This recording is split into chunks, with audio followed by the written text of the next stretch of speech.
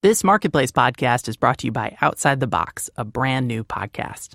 If you're a maker, a doer, an innovator, or even just a consumer who wants to get a peek behind the curtain of some of the world's greatest organizations, you got to check it out.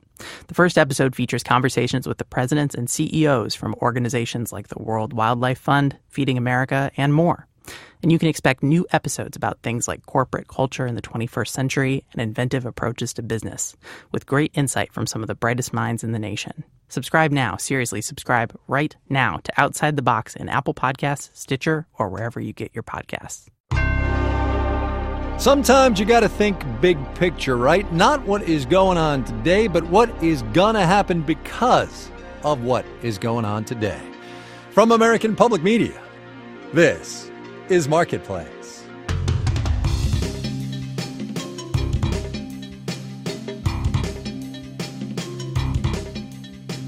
In Los Angeles, I'm Kai Ryssdal. It's Monday, the 10th of July. Good as always to have you along, everybody. Go ahead and tick them off on your fingers as I say them if you feel like it. Congress is back in Washington. Yep. Healthcare in the Senate. Yep. Meetings with Russians. Yep. Tweets. Also, yep. Now, forget all of that, because like it or not, in our collective economic lives, it is not what is happening today that's the big story.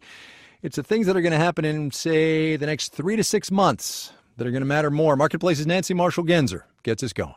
As the Senate wrestles with health care legislation, it delays things like tax reform. It actually adds about 60 more days or 2 months to the process. That's Henrietta Trey's of Veda Partners. She says Congress will probably still pass a tax reform bill this year, but it will be very limited because there's just no time to go through the process of hammering out a big picture bill. With more time, you could conceivably spend more of your hours holding hearings, forming consensus, attempting to attract bipartisan support. But if the health care debate spills into September or the Senate never does pass it, that could actually give a boost to tax reform, however limited, because Republicans would be under tremendous pressure to fulfill that promise, says Peter Cohn of Height Securities. Politically, it certainly gives the tax reform effort a push in that it becomes really an absolute imperative for the Republicans to get across the finish line. Looming in the background, a deadline for Congress to raise or extend the debt ceiling so the government doesn't run out of money.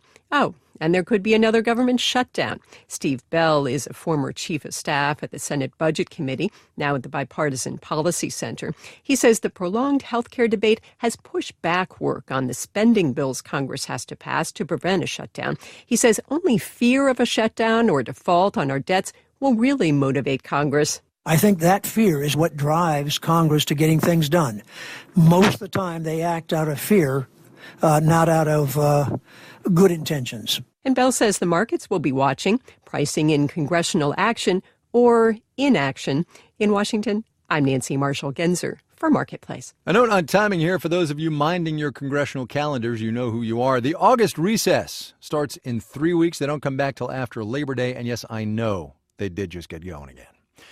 All right, here's another story where the today is less important than the what happens next. President Trump, as you know, got back from the G20 over the weekend. He says the meeting in Hamburg was, quote, a great success. The White House says the communique after the summit included some of the Trump administration's top economic priorities. European leaders, as you might also know, saw it differently, objecting to U.S. protectionism on climate and global trade. So with that in mind, Marketplace's Annie Baxter does the medium-term economic cost-benefit analysis of the Trump administration's America First policy. Just before the G20 summit, Japan and the European Union announced an agreement in principle for a new trade accord, and they touted free trade at a time when they see America shifting towards protectionism. Meanwhile, German Chancellor Angela Merkel called President Trump's decision to exit the Paris Climate Agreement deplorable and irreversible. She said the other signatories would proceed without the U.S. You see that the rest of the world is starting to take real concerted steps to consolidate positions in opposition to the United States. Nate Olson is a trade expert at the Stimson Center, a think tank. He says the administration's current approach could harm the economy. The Commerce Department is currently considering tariffs on steel imports for national security reasons. Olson says that could make steel costlier in the U.S., and it could prompt retaliation from trading partners like the EU. Olson says at the G20, EU leaders dangled the prospect of imposing tariffs on U.S. products, like whiskey. They're looking for pain points. Renegotiating the North American Free Trade Agreement with Canada and Mexico could be Trump's chance to clarify his goals, according to Simon Lester at the Cato Institute. Problem is, Lester says, Trump hasn't really signaled what he wants to change in that deal. Part of that, I think, is the internal battles that are going on within the administration.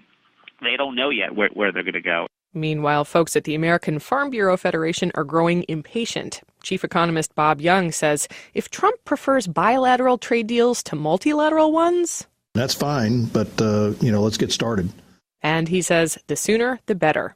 I'm Annie Baxter for Marketplace. Wall Street on this Monday. Spare thought for Best Buy. Would you? The latest victim of Amazon's quest for global economic domination. The tech site Recode reported today that Amazon is going to start up its own version of Best Buy's Geek Squad, the computer gadget repair service thing. Best Buy off 6+% today. Amazon shares, it just kept rolling on higher. The major indices relatively calm. We'll have the details when we do the numbers.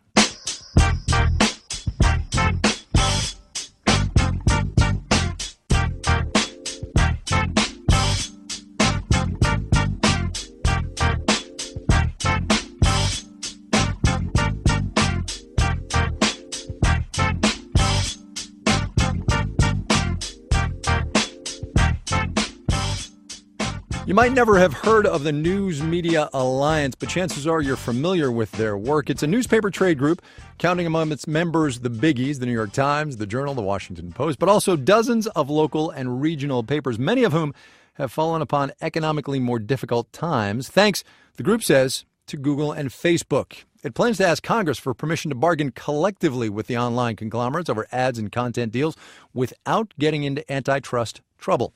For more, we got our senior tech correspondent, Molly Wood, on the line to make me smart. Hey, Molly. Hey, Kai. Tell me what these news outlets want, would you? So they want to, at its heart, they want to be able to negotiate payment and distribution deals with Facebook and Google as a group. So instead of, not just the New York Times, but instead of the Miami Herald or the Bismarck Tribune having to go and try to get a meeting with Facebook and Google and then make their own deal for revenue sharing or, how customer data is distributed. They want to be able to do that collectively without getting accused of antitrust violations. So they're asking for a new law, and then they're also looking for better leverage so that they can get better deals than, for example, instant articles on Facebook, where papers essentially give away content for hardly any money.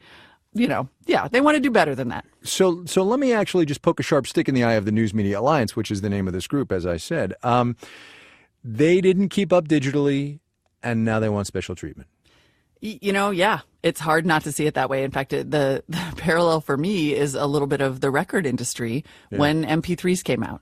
And you could argue that they made very similar mistakes. The news business did not transition to digital soon enough to keep these ad dollars. They glommed on to the same kind of tactics that social media was using, clickbait and slideshows and sponsored content that alienated consumers. And then they did give away a ton of their content and their power to social media and to Google and Facebook because they thought it would be an easy way to reach audiences.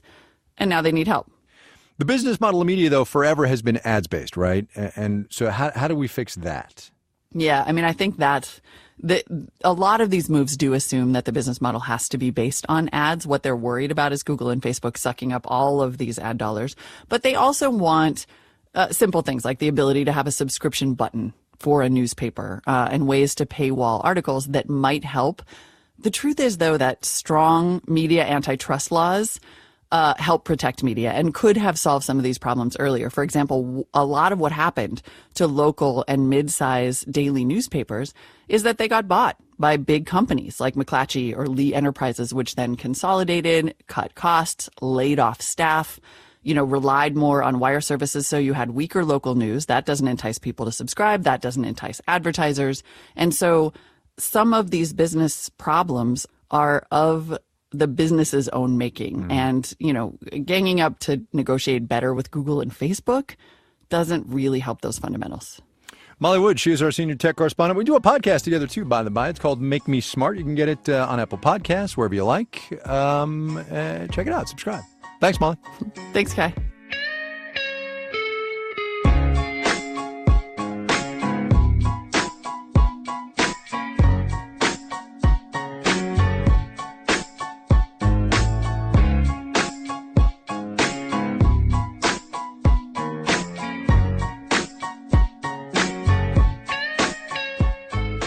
There's a thing that happens as an economy changes. Life changes along with it, right? Where people live is different, how people live is different, and jobs are different. That right there, the jobs, is our slice. What happens in communities that lose jobs that are hard to replace because those jobs were fundamentally a way of life? Farming was once the most common job in this country. Now, though, agriculture is so high-tech, fewer farmers are needed to work the fields, which is in turn trickling down to the towns that once thrived on farm economies.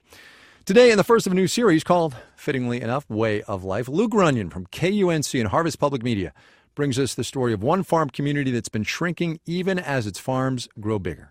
Brandon Biesmeyer climbs up a small ladder into a green and yellow tractor. So what do you want to do? You want to go for a ride? You want to... Yeah, let's go for a ride. All right, sounds good. We're heading out to spray an herbicide on his cornfields. In the cab, on a computer screen, a little pixelated tractor moves across, showing what we've sprayed. It turns everything blue that we've hit. And I think sometimes you get so focused on this screen that you forget what you're even doing.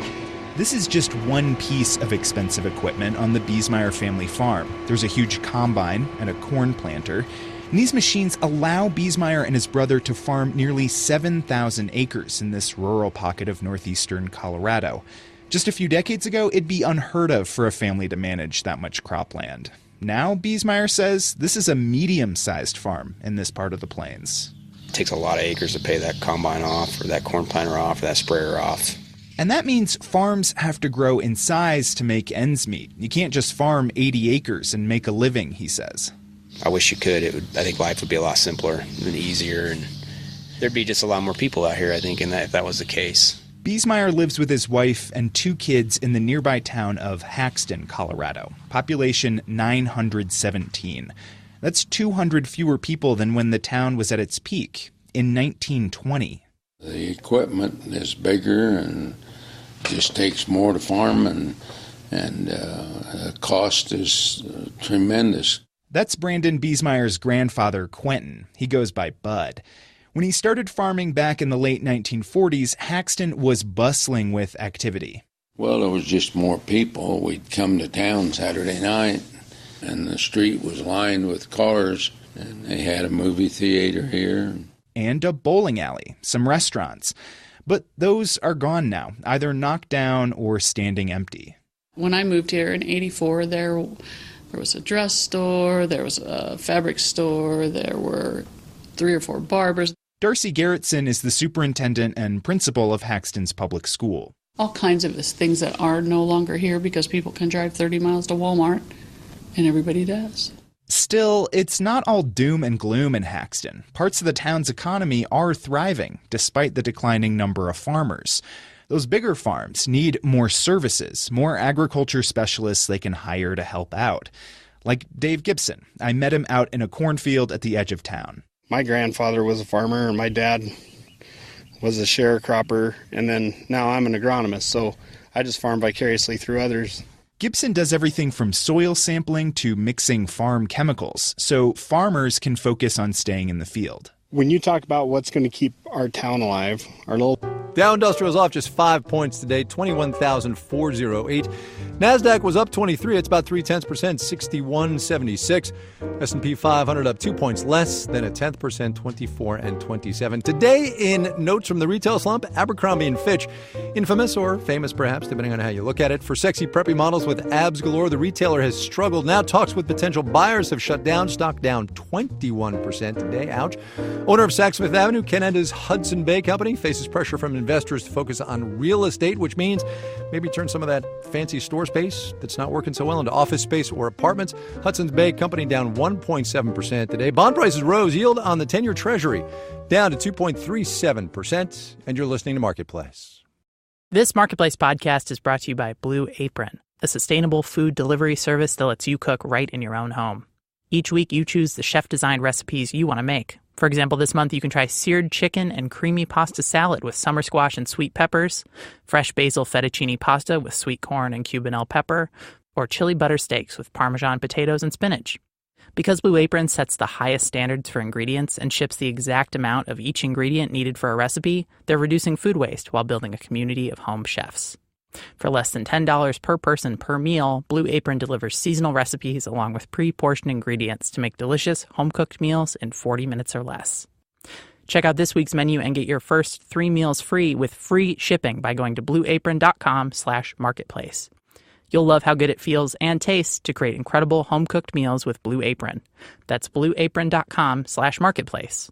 Blue Apron, a better way to cook. And by Allstate. You know, a lot of people don't realize that Allstate agents are more than just insurance agents. They're small business owners who have the entrepreneurial drive to own their own business. Another thing you might not know, unlike some other business ventures, you earn equity as an Allstate agency owner with the opportunity to pass it down or someday sell. There are no franchise fees or royalty fees, so that money saved can go directly into growing the business the way you see fit. As far as earnings go, there's no salary cap. The sky's the limit. One thing Allstate agency owners enjoy, earning repeat revenue from policy renewals, something to help grow the business. Being an Allstate agency owner may be just the opportunity you've been looking for, especially when you have the backing of a nationally recognized brand like Allstate. Be more than just an agent. Be an Allstate agency owner and earn equity in the business you build. Check out allstateagent.com after the show to learn more about owning an Allstate agency. Subject to terms of the agency agreements. This is Marketplace. I'm Kai Ryssdal. Secretary of State Rex Tillerson is in the Middle East this week for his first experience in shuttle diplomacy. He's literally shuttling between Qatar and its neighbors, trying to get negotiations going and restore some of those economic relationships. Last month, Saudi Arabia, the United Arab Emirates, Bahrain, and Egypt cut diplomatic ties with Qatar, which meant trouble for Qatari businesses and, as it turns out, in the short term anyway, the global supply of helium. Sarah Zhang has been covering this story for The Atlantic. Thanks for coming on the program. Thanks for having me. Why don't you run down the list of things for me that we need helium for other than, like, birthday party balloons? Yeah, helium is actually surprisingly important in a lot of things, right? So it's one of the lightest elements. So that means scientists and doctors use it in like MRI scanners. Mm-hmm. It's also used in the Large Hadron Collider. It's also really good for using in making semiconductors that are in your computer chips. And of course, it's really light, as we all know. So it's used in airships and helium balloons. And those balloons, yeah. Tell me now how this crisis of sorts between Qatar and its Gulf neighbors is factoring into the global helium market. Yeah, so Qatar is one of the largest suppliers of helium. It's actually second right behind the U.S. Supplies about a third of the world's helium. And what it usually does is that it sends its helium to Saudi Arabia and then to the UAE, where it leaves a big port in these specialized containers that goes on to Singapore and the rest of the world. So Saudi Arabia and UAE have cut off that route. So it did result in a kind of a short-term ending in production, but it's since restarted. They found another way to get it through, but the port is smaller, the boats are smaller. And because liquid helium is really, really cold, those containers also have to be really, really cold. And you can't just cool them down right away because they'll crack. So they have to slowly cool over days. So what has happened then to helium prices? I mean, have we seen it reflected in prices in the global market? So this has been a pretty short-term hiccup.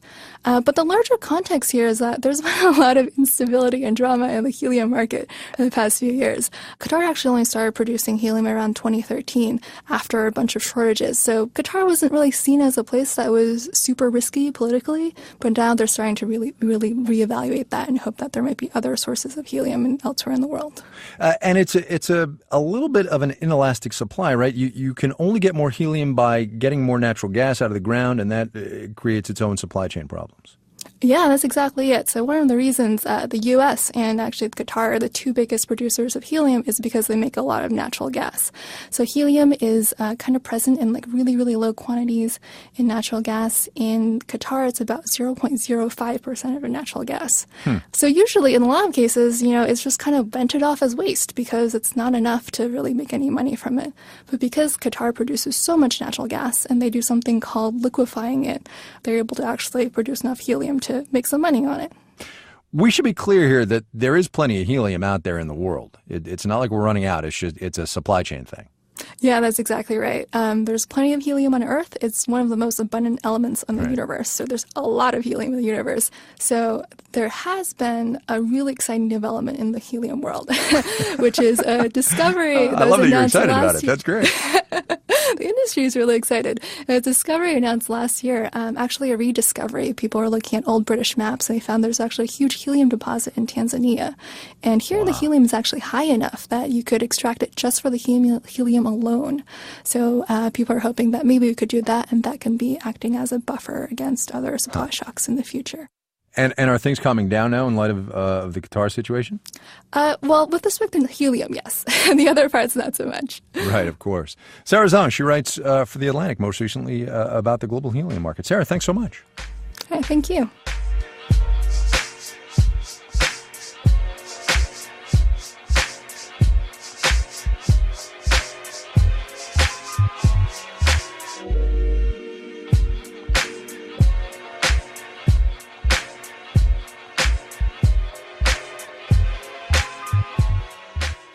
Here with a story about good intentions gone wrong. About a decade ago, the two big cargo ports here in Southern California, Los Angeles and Long Beach, decided they had to do something about all the pollution coming from all the trucks hauling cargo in and out of the region. So they offered hundreds of millions of dollars in incentives for trucking companies to ditch their heavy diesel rigs and switch to something more environmentally friendly, like trucks powered by liquefied natural gas. It went, as you're about to hear, badly. So badly that many truckers said they would never drive a natural gas-powered truck again. But natural gas companies are trying once more. KPCC's Emily Guerin reports. I'm going to start this story with a little public radio cliche. The sound of someone firing up a truck engine. I wanted you to hear this, though, because it's significant that this truck actually starts. This is the latest generation of natural gas-powered trucks. The older trucks often sounded more like this when you turned the ignition before conking out altogether. The memory of those older trucks was on a lot of people's minds at a recent workshop to introduce the new trucks to skeptical drivers. It was put on by natural gas companies looking for a second chance. The first step in asking for forgiveness, acknowledge your mistake. Believe me, I've heard all the horror stories. That's Long Beach Harbor Commissioner Rich Dines talking to a room full of about 100 people. And there's been a lot of them. I mean, they just don't work. He's talking about a clean truck program pushed by the ports of Long Beach and Los Angeles in 2009. Trucking companies got huge subsidies to buy 900 new natural gas-powered trucks. But the rigs broke down a lot, and many drivers sold them as soon as they could, often for pennies on the dollar. So while the program did clean up the air, it left a lot of drivers bitter and distrustful. Now the ports have a new goal: cut greenhouse gas emissions by 80%. To do it, they need to rely on the next generation of natural gas trucks. Here's Dines again. I am hopeful that, the technology has improved so much that we won't have those problems. One of those problems was that the new engines hadn't been field tested in trucks that needed to haul 20,000-pound cargo containers. The key for us is that, I hate to say this, but we will not trust the manufacturer. We want to test the technology. That's Vic LaRosa. His trucking company, TTSI, bought 65 of the original natural gas rigs and had just as terrible an experience as so many other companies. But he hasn't turned his back on the technology because he wants to do his part to clean up diesel trucks. He knows they're the #1 cause of smog in the LA basin. Our corporate goal is to get to zero emission. We want to be the first zero emission fleet. For the past couple months, he's been working with the ports and truck manufacturer Cummins Westport to test the latest natural gas truck. Driver Ryan Sickles is the guinea pig driving that new generation truck we heard at the top of this story. This truck has great power. I mean, I've hauled all sorts and all different weights of containers, and it runs just as great as all the other diesels that I've driven here. The natural gas vehicle industry hopes Sickles and others will become the poster children for these new trucks. Rob Knightsky is the CEO of Cummins Westport. If we can get a couple of these guys to say, hey, I drove these trucks and here's how they worked for me, again, I think that's better than Rob saying it. Alejandra Rojas isn't so sure about that. She manages the small port trucking company Atlas Marine.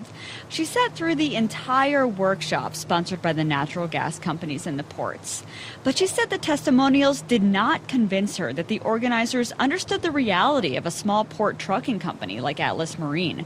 Profit margins are slim, and unexpected costs to maintain trucks can be devastating. We have the good intentions to keep the air clean, but financially is going to be a big burden on the company. Natural gas companies have a big incentive to change her mind. They provide the fuel for the trucks, after all. But Rojas is skeptical that these companies even care about the environment. They didn't even have recycling, she told me, while pointing at all the plastic water bottles in the trash at the workshop. If you're trying to win back people's trust, details matter. I'm Emily Guerin for Marketplace.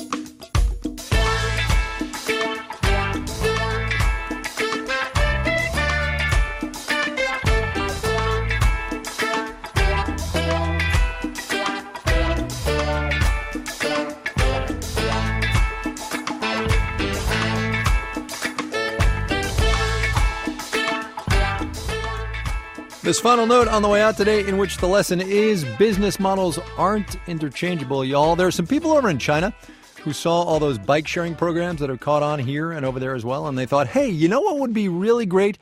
An umbrella sharing company.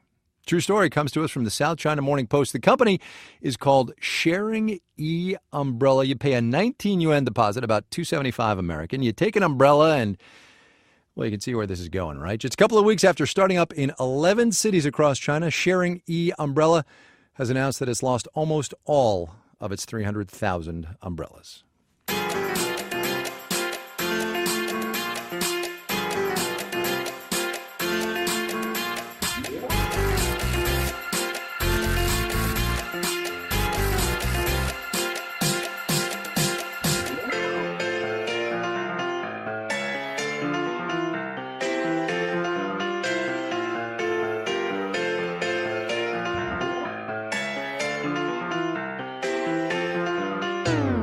All right, we got to go. The Dow off just 5 points today, bupkis percentage-wise. NASDAQ up 23 points, about 0.3%. S&P 500 up 2 points, also bupkis, I think is a technical term. Our daily production team includes Bridget Bodner, Robert Garova, Jenny Josephson, and Daisy Palacios. I'm Kai Ryssdal. We will see you tomorrow, everybody.